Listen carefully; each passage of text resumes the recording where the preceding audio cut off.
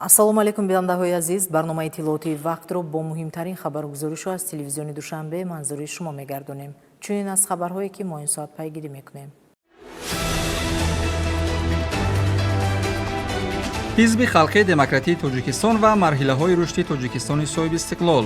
рӯнамоии китоби президенти ҷумҳурии тоҷикистон пешвои миллат муҳтарам Эмомалӣ Раҳмон таҳти чунин унвон: рушди иқтисодии кишвар, боло рафтани обрӯи эътибори байналмилалии Тоҷикистон дар ин китоб ба таври мушаххас инъикос гардидааст.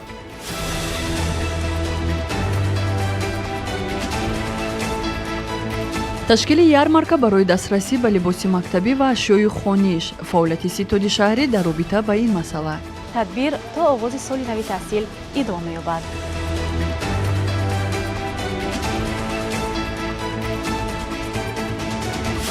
истифодаи оқилонаи замин дар мадди назар. ташкили тадбирҳои соҳавӣ бо иштироки занон дар ноҳияи Фирдавсӣ.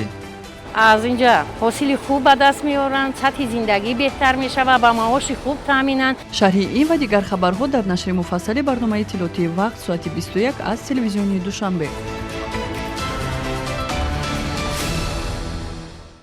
дар толори маҷлисгоҳи кумитаи иҷроияи марказии ҳизби халқии демократии тоҷикистон бо иштироки роҳбарияти ҳизб, аҳли зиёи мамлакат ва ҳизбиёни пойтахт рӯнамоии китоби пешвои миллат муҳтарам Эмомалӣ Раҳмон таҳти унвони ҳизби халқии демократии тоҷикистон ва марҳилаҳои рушди тоҷикистони соҳиби истиқлол доир гардид. ҳамкорамон Саодат Тоирӣ аз ҷумлаи ширкатдорони ин чорабинӣ буд ки ҳоло гузориши таҳия кардааш омодаи пахш аст. китоби президенти ҷумҳурии тоҷикистон пешвои миллат муҳтарам Эмомалӣ Раҳмон ҳизби халқии демократии тоҷикистон ва марҳилаҳои рушди тоҷикистони соҳиби истиқлол аз 360 саҳифа иборат буда тавассути муассисаи нашравии Ирфон бо теъдоди 7000 нусха нашр гардида саҳифаҳои зарини марҳилаи фаъолияти бунёдкоронаву созандаи ҳизби халқии демократии тоҷикистон зери роҳбарии пешвои миллат муҳтарам Эмомалӣ Раҳмон буда маҷмӯи маърузаву суханрониҳои раиси ҳизбро дар анҷуманҳо ва маҷлисҳои ҳизбӣ фарогир аст. муовини якуми раиси ҳизби халқии демократии тоҷикистон Неъматзода Маликшоҳ зимни суханронӣ зикр намуд ки ҳизби халқии демократии тоҷикистон дар давоми солҳои соҳиби истиқлолии кишвар баҳри бунёд ва устувории давлатдории миллӣ заминаи мусоид фароҳам оварда эҳсоси ватандӯстӣ ва худшиносии мардумро густариш бахшидааст. таъкид шуд ки ҳизби халқии демократии тоҷикистон падидаи даврони истиқлол буда дар ҳаёти сиёсиву иҷтимоии тоҷикистон нақши муассир дорад ва дар ташаккули фарҳанги сиёсӣ саҳми арзанда гузошта истодааст ки ин ҳама нодиркориҳои сиёсии миллати тоҷик бо номи фарзанди бароманди миллат президенти маҳбубу мардумӣ Эмомалӣ Раҳмон тавъам аст. китоби пешвои муаззами миллат ҳизби халқии демократии тоҷикистон ва марҳилаҳои рушди тоҷикистони соҳиби истиқлол бахшида ба 35-солагии истиқлоли давлатии ҷумҳурии тоҷикистон интишор гардидааст ва ин китоб маҷмӯи суханрониҳо ва маърузаҳои пешвои муаззами миллат зимни баргузории анҷуманҳои ҳизб ва маҷлисҳои кумитаи иҷроии ҳизби халқии демократии тоҷикистон мебошад. аз рӯзҳои нахустини таъсисёбии ҳизби халқии демократии тоҷикистон то солҳои охир маҷмӯаҳои суханрониҳо дар ин китоб ҷамъоварӣ гардидааст ва як китоби воқеан ҳам арзишмандӣ аст. сабабу омилҳои ҷанги шаҳрвандӣ, роҳҳои расидан ба сулҳ, ба даст овардани ваҳдати миллӣ, таҳкими сулҳу амният дар ҷомеа, рушди иқтисодии кишвар ва боло рафтани обрӯи эътибори байналмилалии Тоҷикистон дар ин китоб ба таври мушаххас инъикос гардидааст. аз мутолиаи ин китоб мо шоҳиди бевоситаи роҳи пешрафти тоҷикистон дар даврони истиқлол мегардем. ин масири роҳи талошу заҳматҳо баҳри таҳкими сулҳу ваҳдат, пешрафту тараққӣ ва фазои мусоиди зиндагии шоиста бароми мардуми тоҷикистон аст. дар ин давра тоҷикистон маъракаҳои муҳими сиёсӣ, райпурсии умумии халқӣ, интихоботҳои президентӣ, интихоботҳои парлумонӣ ва маҷлисҳои маҳаллии вилоят, шаҳр, ноҳия ва ҷамоатҳои деҳотро баргузор намуд ки дар ҳама ин маъракаҳои сиёсӣ ҳизби халқии демократии тоҷикистон иштирокчии фаъол ва ҳизби пешсаф буд. ҳамзамон аҳли зиё зимни андешарониҳо иброз доштанд ки муҳтавои китоб собитгари он аст ки ҳизби халқии демократии тоҷикистон ҳамчун ҳизби зодаи истиқлол дар ҳама рӯйдоду падидаҳои фараҳбахши замони соҳибихтиёрии кишвар нақши муассир ва мондагор дорад. мазмуну ғояҳои ин китоб роҳи минбаъдаи фаъолияти ҳизбро низ барои давраҳои минбаъда мушаххас менамояд.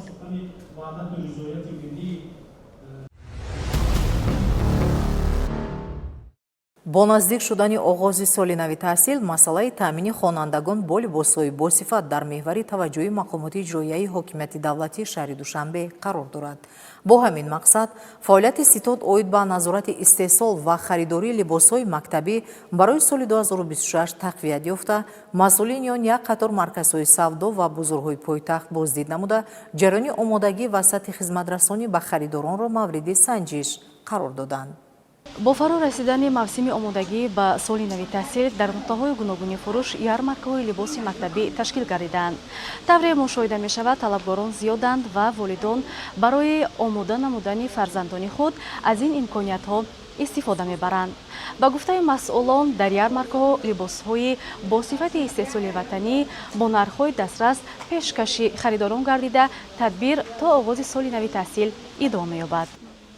бо мақсади иҷрои қарори раиси шаҳри Душанбе аз 14 июли соли 2026 таҳти рақами 527 дар бораи ташкил ва баргузории ярмаркаи фурӯши либос ва лавозимоти мактабӣ дар шаҳри Душанбе дар нуқтаҳои муайяншудаи пойтахт ярмаркаҳои фурӯши либос ва лавозимоти мактабӣ бароҳ монда шуданд, ки он то охири моҳ идома меёбад. дар ин замина муовини раиси шаҳри Душанбе Тоҳирзода Меҳриддин ҳамроҳ бо намояндагони сохторҳои дахлдор аз як қатор бозорҳо ва марказҳои савдои пойтахт боздид намуда, бо ҷараёни ташкили ярмаркаҳои фурӯши либоси ягонаи мактабӣ ва лавозимоти хониш аз наздик шинос шуданд. нахуст аъзои ситод аз ярмаркаи фурӯши либосҳои мактабӣ дар корхонаи истеҳсолии Гулистони Душанбе дидан намуда, бо шароити муҳайё гардида сифати маҳсулот ва нархҳо шинос гардиданд. дар ҷараёни боздид масъулин вазифадор шуданд, ки нисбат ба дастгирии оилаҳои серфарзанд таваҷҷӯҳи бештар зоҳир намоянд. аз ҷумла пешниҳод гардид, ки барои оилаҳое ки 4 ё зиёда фарзанди мактабхон доранд, ҳангоми хариди чанд маҷмӯи либоси мактабӣ як маҷмӯи дигар ҳамчун тӯҳфа пешниҳод карда шавад. сипас ҳайати ситод аз ярмаркаи фурӯши либосҳои мактабӣ дар бозори Меҳргон боздид намуданд. дар ин ҷо масъулин таъкид карданд, ки нархи либосҳои дар ярмарка пешниҳодшаванда бояд аз нархҳои бозор арзонтар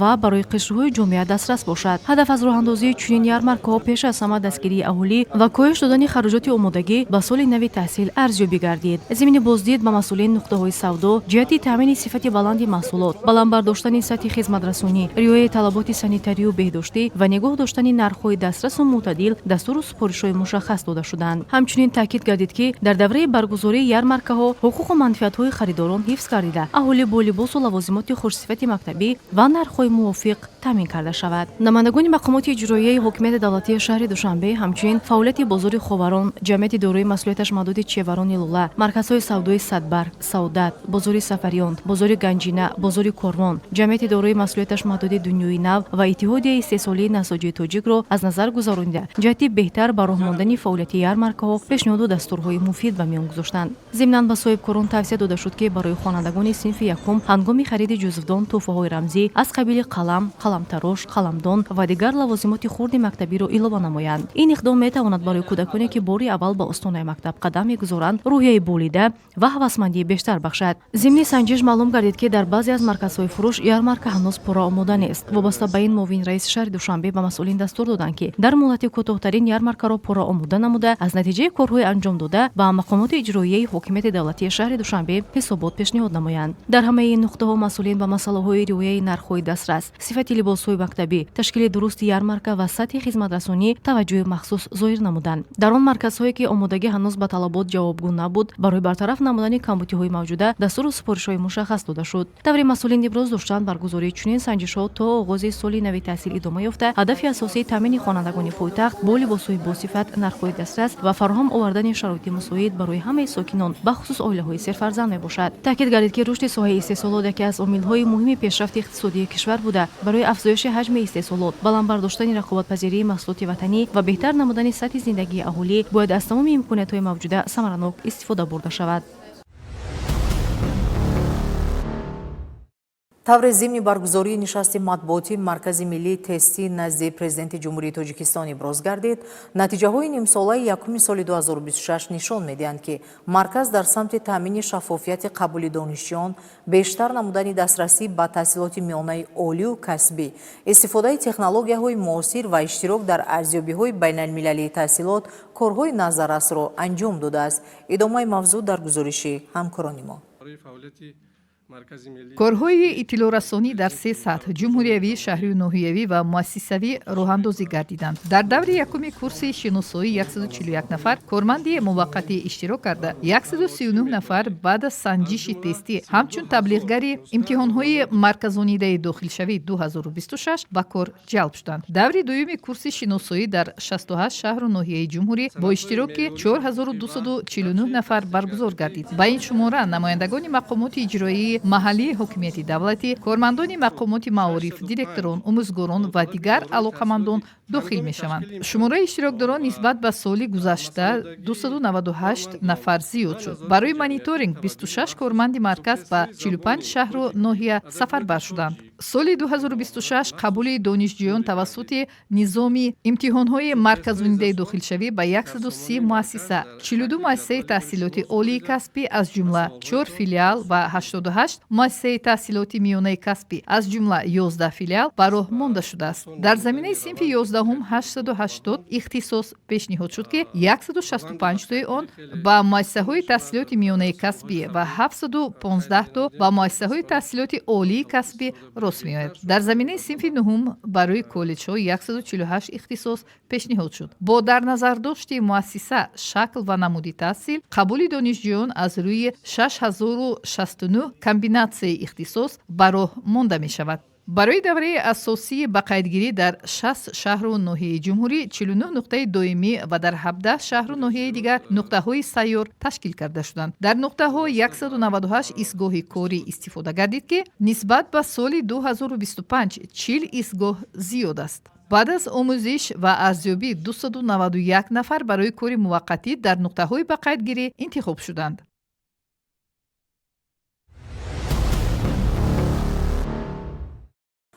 дар 6 моҳи аввали соли 2026 донишкадаи давлатии санъати тасвирӣ ва дизайни Тоҷикистон фаъолияти таълимӣ, илмӣ ва иҷодиро бо таваҷҷӯҳ ба омода намудани мутахассисони ҷавон ва рушди иқтидори касбии муассиса равона намуда, иштироки фаъоли донишҷӯён ва омӯзгорон дар озмунҳо, намоишгоҳҳо ва чорабиниҳои байналмилалӣ натиҷаҳои ин давра ба шумор мераванд.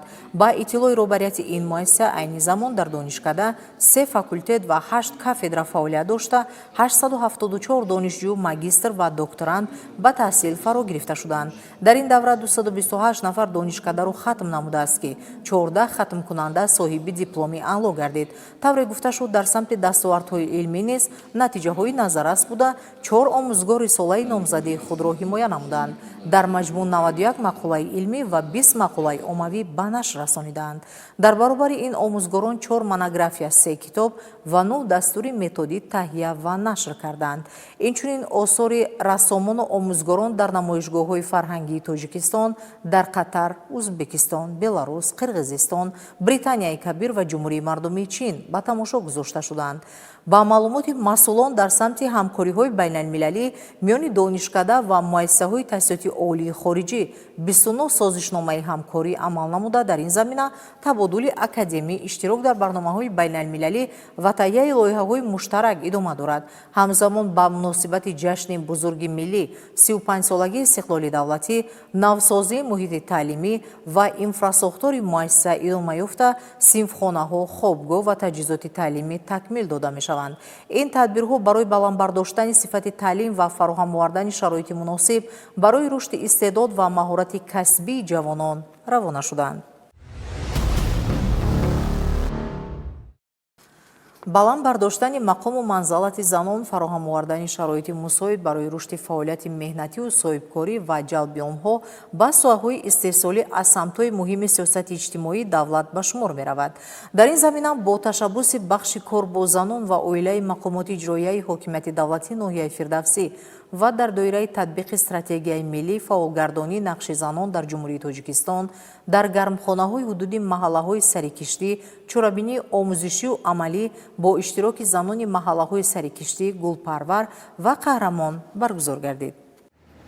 با تشبث بخش کاربازانان و عائله مقامات اجرایی حکومت دولتی ناحیه فردوسی و در دایره تطبیق قرار رئیس ناحیه فردوسی درباره تصدیق نقشه چورابینی‌های مقامات اجرایی حکومت دولتی ناحیه فردوسی شهر دوشنبه برای سال‌های 2026-2030 عاید به عملی سازی استراتژی ملی فعالگردانی نقش زنان در جمهوری تاجیکستان برای سال‌های 2021-2030 در گرمخانه‌های حدود محله سرکشتی چورابینی آموزشی و عملی برگزار گردید. در چورابینی مذکور زنان فعال محله‌های سرکشتی، گلپرور و قهرمان اشتراک نموده در کارهای پرورش نگاهبین گل‌های موسمی، محصولات پالایزی و دیگر کارهای اگرتکنیکی سهم گذاشتند. همزمان در یکی از گرمخانه‌های حدود محله پرورش محصولات پالایزی از جمله بادرینگ نیز به راه مانده شده. اشتراکچیان با تجربه استفاده اصول‌های معاصر کشاورزی و ثمرمند استفاده بردن گرمخانه‌ها از نزدیک شناس گردیدند.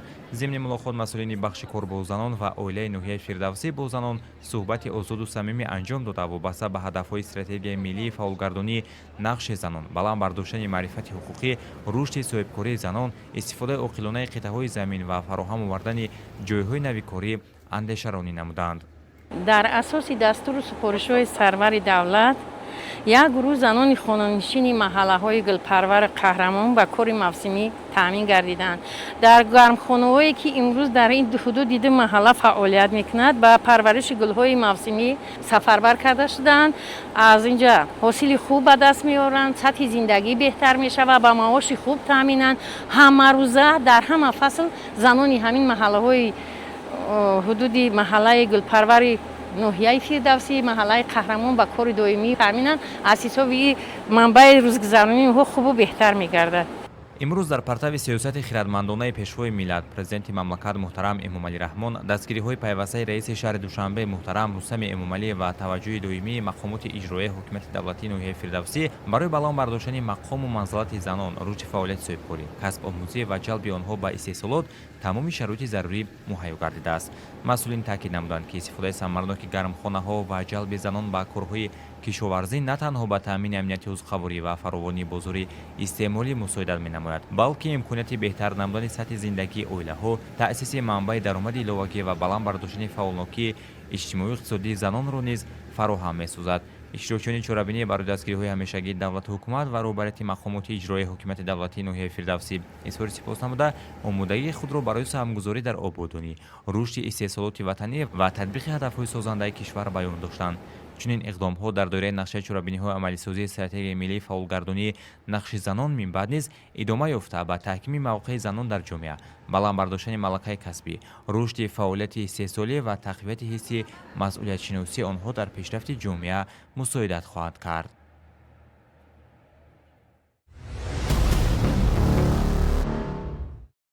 дар доираи тадбирҳои мунтазами ободонӣ, беҳдоштӣ ва пешгирии ҳолатҳои сӯхтор дар ҳудуди оромгоҳҳои шаҳри душанбе пайваста корҳои тозакорӣ ва ҳашарҳои дастаҷамона баргузор карда мешаванд. тадбирҳои навбатӣ дар ҳудуди оромгоҳи ноҳияи Сино ташкил карда шуд. идома дар матлаби навбатии барнома. бо мақсади пешгирии ҳодисаҳои сӯхтор ва таъмини бехатарии шаҳрвандон, кормандони раёсати хадамоти давлатии оташнишонии шаҳри душанбе пайваста тадбирҳои тозакорӣ ва корҳои профилактикиро баргузор менамоянд. тадбири навбатӣ дар ҳамкорӣ бо қисми мустақили ҳарбикунандашудаи хадамоти давлатии оташнишонии рақами 5 оид ба муҳофизати ноҳияи Сино ташкил карда шуд. пеш аз оғози тадбири соҳавӣ дар ҳудуди қисм сафороӣ ташкил шуда ба ширкатдорон мақсад ва ҳадафи чорабинӣ фаҳмонида шуд.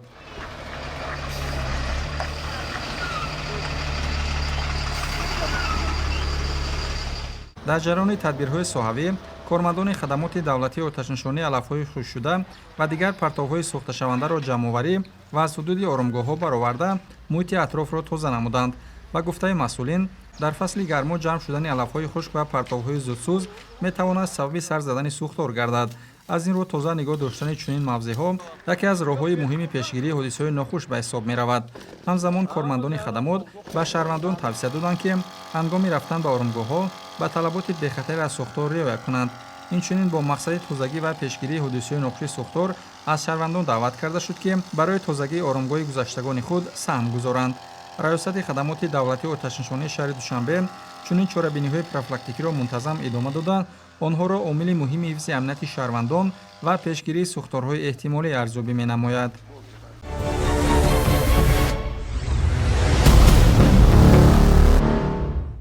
дар ҳоле ки то оғози дуюмин чемпионати ҷаҳон оид ба гӯштингирӣ ки рӯзҳои 15-16 август дар шаҳри душанбе баргузор мешавад рӯзҳои ба шумор боқӣ мондааст, омодагии ҳайати мунтахаби тоҷикистон ба марҳилаи ниҳоӣ расидааст. Бо мақсади таҳкими омодагии ҷисмониву равонӣ ва баландбардоштани рӯҳияи варзишгарон роҳбарияти Федератсияи гӯштингирии Тоҷикистон бо ҳайати мунтахаби кишвар вохӯрӣ баргузор намуд. дар доираи омодагиҳо ба чемпионати дуюми ҷаҳон оид ба гӯштини миллӣ ки рӯзҳои 15-16 августи соли равон дар шаҳри душанбе баргузор мегардад, дар толори гӯштини миллии донишкадаи тарбияи ҷисмонии Тоҷикистон вохӯрии роҳбарияти Федератсияи гӯштини миллии Тоҷикистон бо ҳайати мунтахаби кишвар баргузор шуд. зимни ин вохӯрӣ ба ҳамаи паҳлавононе ки Тоҷикистонро дар ин мусобиқаи бонуфузи байналмилалӣ намояндагӣ мекунанд дастуру тавсияҳои ниҳоии мураббиён ва масъулони федератсия пешниҳод гардида аз варзишгарон даъват ба амал оварда шуд ки бо эҳсоси баланди ватандӯстӣ, масъулиятшиносӣ ва иродаи қавӣ шарафи парчами давлатро ҳимоя намоянд. таъкид гардид ки аз паҳлавонони тоҷик дар чемпионати ҷаҳон натиҷаҳои арзанда ва ҳунарнамоии сатҳи баланд интизорӣ меравад. омодагӣ дар чемпионати ҷаҳон дар мусобиқаи ҷумҳуриявӣ ки дар шаҳри хуҷанд шуда гузашт як моҳ пеш, мусобиқаи интихобӣ ва ҷоми устопиров дар шаҳри хуҷанд гузашт. аз он ҷо мо ду дастаро ба чемпионати ҷаҳон барои чемпионати ҷаҳон интихоб кардем ва 12 нафар ки дар чемпионати ҷаҳон 6 вазн иштирок мекунанд ва 12 нафар дастаи 1 дастаи 2 рӯйхат ба чемпионати ҷаҳон гирифтанд. ба тамоми тими мунтахаб мо бо котиби генералии федератсияи гӯштингирӣ абдулло саидхоҷаев ба онҳо ҳамчун як имтиёз эълон кардем ки варзишгари ҷумҳурии Тоҷикистон аъзои тими мунтахаб ки дар ҷоми раис шаҳри душанбе ҷои аввалро ишғол мекунад аз ҳама марҳилаҳо барои чемпионати ҷаҳон озод аст ва рақами 1 дар чемпионати ҷаҳон аз дастаи ҷумҳурии Тоҷикистон гӯштин мегирад.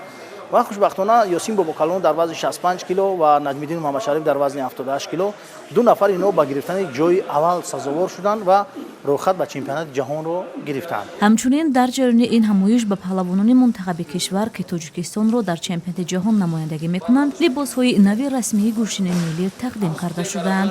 тайёрии мо хеле хуб буд. мо то ин забон машқҳои дастаҷамона хеле хуб бисёр гузарондем. бо устодони худ хеле машқҳои хуб бисёр гузарондем ва ман барои он дар чемпионати Тоҷикистон гӯштин нагирифтам ки роҳхати худро ба чемпионати ҷаҳони гӯштингирӣ доштам. дар ҷоми раис шаҳр чемпион шуда будам ва то айни ҳол мо машқҳои дастаҷамона гузаронда истодем. тайёрии мо хеле хуб аст барои мусобиқа. дар идомаи омодагиҳо ҳайати мунтахаб машқҳои дастаҷамиро низ баргузор намуд. ҷараёни тамринҳо нишон дод ки варзишгарони тоҷик бо омодагии ҷисмонӣ ва равонии хуб вориди марҳилаи ниҳоии омодагӣ гардида барои ҳимояи шарафи Тоҷикистон дар арсаи байналмилалӣ азму иродаи қавӣ доранд. дар ин хусус паҳлавони маъруфи кишвар ва яке аз умедҳои асосии мунтахаб Комроншоҳи Устопириён андешаҳои худро чунин иброз дошт. сарчашмаи ҳамаи дастоварди паҳлавонони тоҷик ин аз гӯштини миллӣ кӯҳанбунёди миллати бузурги тоҷик аст.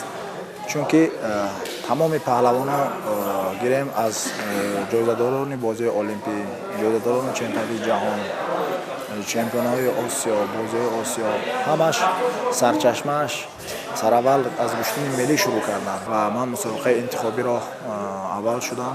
хушбахтиш ин аст ки дар тамоми минтақаи ҷумҳурии Тоҷикистон намояндагиҳо ҳастанд, ҳам аз вилояти Суғд, ҳам аз Бадахшон, ҳам аз шаҳру ноҳияҳои марказ, ҳам дар тамоми водиҳо ҳастанд. қобили зикр аст ки Тоҷикистонро дар чемпионати дуюми ҷаҳон оид ба гӯштини миллӣ 24 варзишгар аз ҷумла 18 мард ва 6 бону варзишгар намояндагӣ мекунанд. дар ҳайати мунтахаб қаҳрамонони амалкунандаи ҷаҳон, ғолибону ҷоизадорони мусобиқаҳои сатҳи байналмилалӣ шомил буда аз онҳо натиҷаҳои баланд ва ҳунарнамоии арзанда интизор меравад.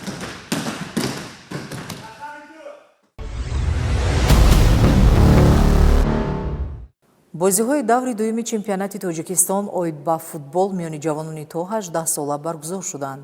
дар яке аз вохӯриҳои ин давр дастаҳои Душанбе-2 ва Суғд бо ҳам рақобат карданд. дар ин дидор намояндаи пойтахт аввалин имтиёзи худро дар мусобиқа ба даст овард. ба маълумоти бештари ин хабар мутаваҷҷеҳ бошед. дастаҳои душанбе дуи мактаби махсуси варзишии захирҳои олимпӣ ва суғд аз ноҳияи ашт дар яке аз бозиҳои даври дуюми лигаи ҷавонони тоҷикистон пешсаф миёни футболбозони ту 18-сола бо ҳам рақобат карданд. вохӯрӣ дар варзишгоҳи авиатори шаҳри душанбе баргузор гардида бо натиҷаи мусовии 2-2 ба анҷом расид. футболбозони душанбе ду бозиро хеле фаъол оғоз намуданд. онҳо ҳанӯз дар нахустин ҳамлаи худ тавонистанд ҳисоби вохӯриро боз кунанд.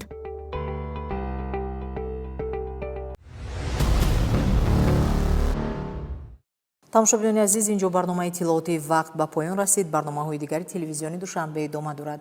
бо расидани иттилои тоза шуморо ҳамкоронамон дар фурсати наздик ошно месозанд. саломат бошед.